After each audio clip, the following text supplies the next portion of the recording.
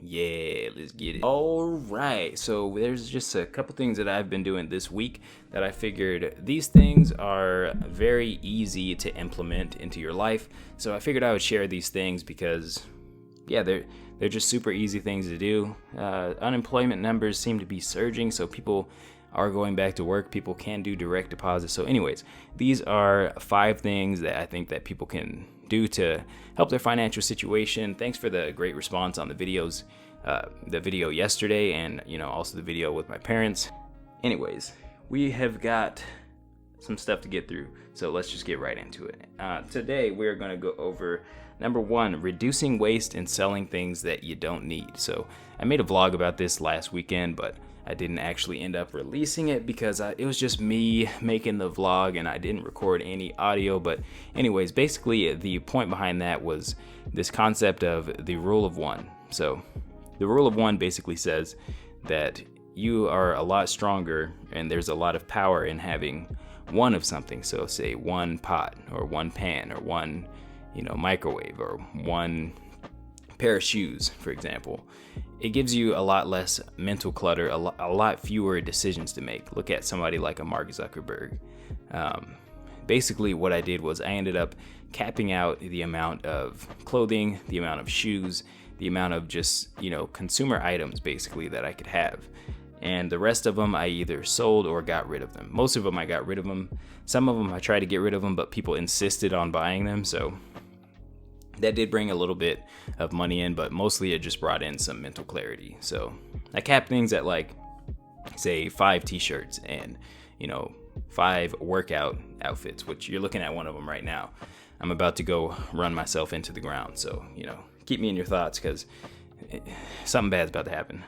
I'm going for 10 miles, but we'll get into that in the later part of the video. So the second one is Chime. You go in there and you have to set up direct deposit. So you have to get $200 direct deposited into your Chime app, and they'll give you another $50 on top of that. So a couple things to note about that is that I'm going to show you guys some screen recordings of this, but basically what happened was I, along with a lot of other people, are probably affiliated with ADP for your payment processing. So I went into ADP. You have to go into payment portal. Then after you click on payment portal, you go to pay and taxes. You'll click on that, and then it's going to have a tab down there that says direct deposit. You click on that, and you can basically add a bank. You add in your Chime information, which it should be, he said, it could take up to 2 pay periods for your new direct deposit to actually start happening. So if it's going to take 2 pay periods, for me, that is 2 weeks per pay period. So that's about 30 days. The offer expires in 45 days. So once you actually sign up for Chime, you need to be quick on getting that direct deposit started. And if you're not quick on getting that direct deposit started, you could end up just, depositing $200 into Chime and then they just get your $200 and then you don't get $50 and you're going to be sad like I might be. But you guys are going to be quicker on the draw. Make sure that your Chime account is completely set up before you actually go about this because I'm cutting it close. But anyways, let's get into the next one. The next one is number 3 on here is cutting down social media time. So I limited my social media time. I've got this thing. It's on iPhone. I'm not sure about Android, but you can basically give yourself a window in between which you can and cannot do social media basically. So you can limit certain apps. So for me, that's like Instagram or basically anything that I would use to talk to people. So from now moving forward, I'm only going on Instagram between 6 a.m. and 9 a.m. And that moves us into the next one, which is scheduling. But basically the reason for that, for me only going on it during those times, is because during my work hours, during, the time where I'm supposed to be reading, studying, having time with family, I don't want to be distracted by that. And it's just building a new habit. If you go into your settings here, you can go into screen time, and then you can go to downtime. I've got my downtime set to 4 a.m. to 9 a.m. So basically, anytime outside of those hours, I'm not going to be able to access certain apps. So then you can go down here, go to always allowed. Certain apps you want to always allow, like maps. I mean, I'm going to always allow that.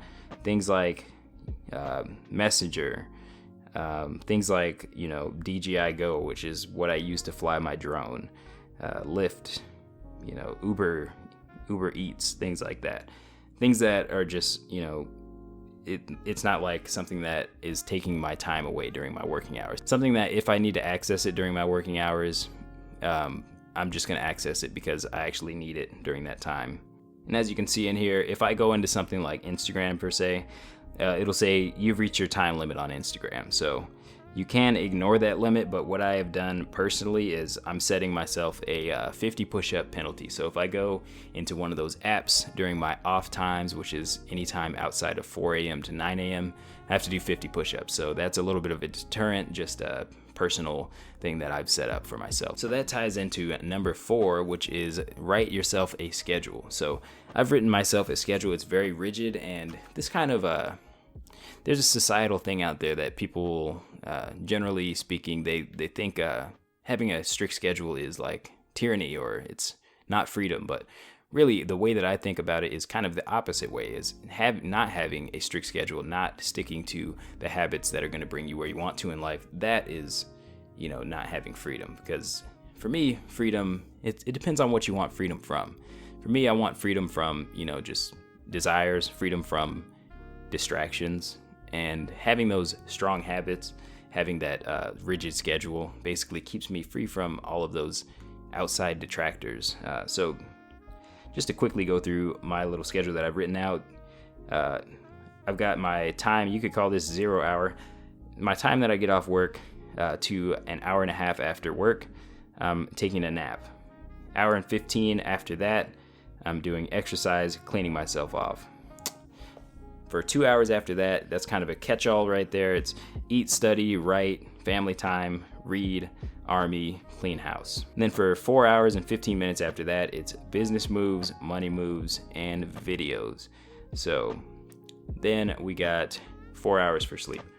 So that's another thing to note. If you really look at a lot of millionaires out there, they are not sleeping as much as the poor, for lack of a better term there.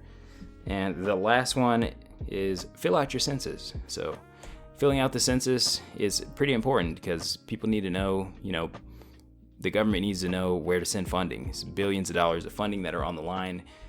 From what I saw on the website, it's going to affect the next decade or so or more based on, like what races are where and, how many people are living in which districts. So make sure you fill out that census. And the last thing I want to get into are some questions to ask yourself. So I really liked these questions, so I wanted to pose them to you guys.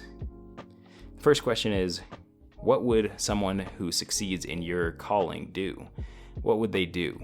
Just kind of imagine that. What kind of actions would they take day by day? Then you follow that question up with, someone who wants to succeed in your calling, what would a crazy person do? Someone who wants to succeed in your calling. What would that look like? And could that be you? Could you go to that depth and go to those lengths to be that person? And I would encourage you to be that person who goes to those lengths. Let's say that, because you're on an investing channel, let's say that you want to build wealth. What would a crazy person do to build wealth? Be that crazy person, and you will make it. The second question is, who are you trying to impress?